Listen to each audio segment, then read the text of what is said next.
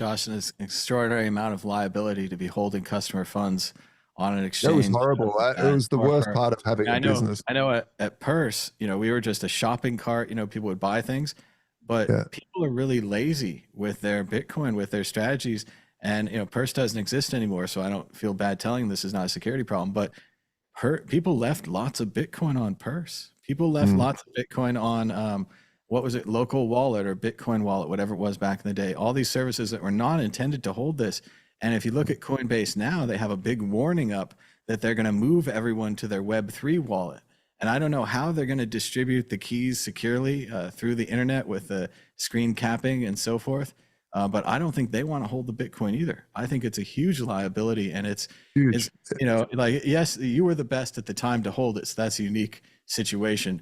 But normally, I would think for this massive liability, like if you had a massive cash vault at your Subway sandwich shop, it would be like, maybe no cash vault, maybe just the sandwiches, Yeah, yeah. Look, we told people constantly, don't hold Bitcoin on the exchange. If you're going to trade to gold, upload it, trade it, move it off.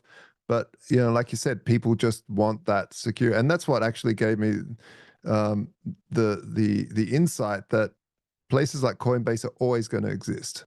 And fighting that is not going to win, because people do want the ease of not having to learn about public-private key cryptography and all of that stuff. They just want to go, I need someone to call, especially businesses like MicroStrategy.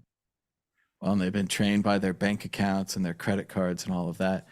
Sorry, I got the topics mixed up before, but I do want to just chime in on this. It reminds me a little bit of the repeal of this Glass-Steagall Act in '99, and then in 2008, a lot of people were like, "Well, that's partly probably to blame for the 2008 crisis by having banks be allowed to be investment banks as well as commercial banks." There is an issue when you allow your bank to do too many things that there becomes a conflict of interest, and they can screw it up. So it kind of reminds me of that. It adds another attack or risk vector to the banking industry, which could